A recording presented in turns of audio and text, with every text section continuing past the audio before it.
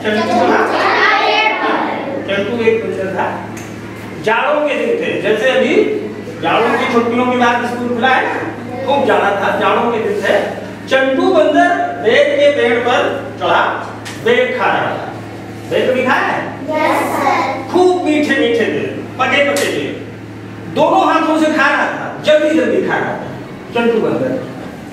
अचानक एक बेर का कांटा उसकी नाक में चुभ गया, बिल्कुल अंदर घुस गया। बड़ा दर्द हुआ, चंटू चीख पड़ा, आ छटपटाता छटपटाता, खाना पीना किसी तरह से रात बीती, दिन हुआ, लेकिन उसका दर्द खत्म नहीं हुआ। तो चंटू गांव की ओर चला, देखते हैं गांव में कुछ होता है। तो गांव में कूदते फांदते वो मुखिया की लगते हैं, और मुखिया की जो चार गाड़ी थी उसी पर बैठ गया और देखा कि भोलू राम दादा जो थे नाई, वो मुखिया के बाल काट रहे थे। किसके बाल काट रहे थे? मुखिया के बाल काट रहे थे। तो वहीं पर चंटू बंदर गया और मुंह बनाए, मारे दर्द उसके था ही, मारे दर्द के मुंह बनाए वहीं पर। बाल काटने के बाद जब नाई दादा ने देखा तो कहा, चंटू क्यों बैठे हो?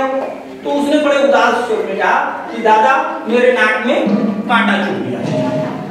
तो नाई दादा ने क्या किया कि मुखिया जी के यहाँ से एक सुई मंगवाई। अलाव जल रहा था, सर्दियों में जलता है ना, कौरा जिसे कहते हैं, आग जलाकर ताप देते हैं। सुई को उसने उसी अलाव में डाल दिया और वो सुई उसी अलाव में बिल्कुल लाल लाल हो गई, आग की तरह। किस तरह हो गई वो? चंटू फिर डर गया, पूछा नाई दादा क्या ये सुई अब मेरे नाक में चुभाओगे? तो नाई दादा ने कहा नहीं भाई, कांटा निकालूंगा। फिर उन्होंने उस सुई को ठंडा किया और चंटू का नाक पकड़कर उसका कांटा निकाल दिया। आह करके रह गया, कांटा निकालते तो भी दर्द होता है ना, आह करके वो रह गया चंटू बंदर। कुछ उसका दर्द कम हुआ, दर्द कम हुआ तो उसे शरारत सूझी।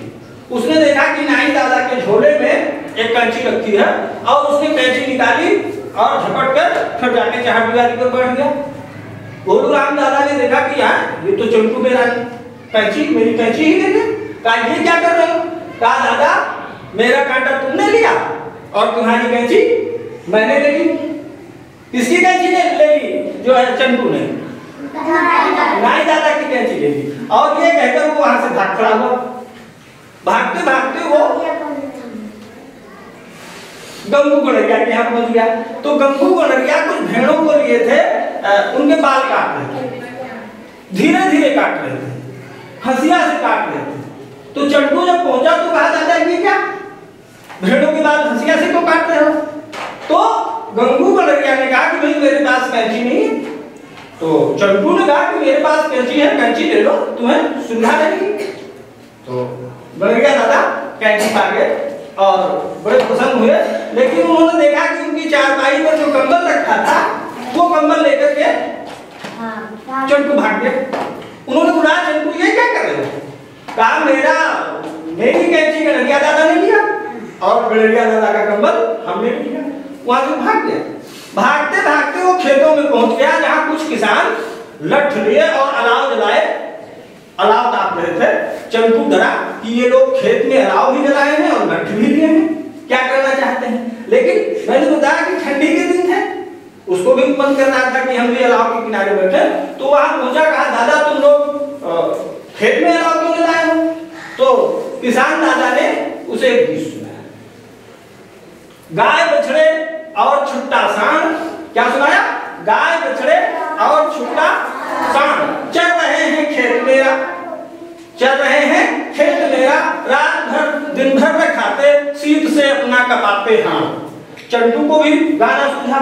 चंटू ने पूछा, मनी में उसने सोचा कि ये गाय ये सांड कहीं दूसरे ग्रह से थोड़े आए हैं, ग्रह के बारे में सुना नहीं है, किसी दूसरे ग्रह से थोड़े आए हैं, ये हम लोगों ने तो छोड़ दिया है। तो चंटू ने भी गाया, ये नहीं आए धरा पर, ये पृथ्वी पर नहीं, ये नहीं आए धरा पर, बुध से शुक्र से, बुध से अरु से, बृहस्पति मंगल वरु से, नहीं ये सलिके सनिचर, शीत में फिर क्यों कपाते हम। किसान दादा को गुस्सा आ गया, बंदर हमको सिखाएगा। उन्होंने लठपट की, किसान दादा ने लठपट की, बंदर भाग गया। जंगल में पहुंचा तो जंगल में वहां खरगोश थे, लोमड़ी थे, लकड़बग्घा थे।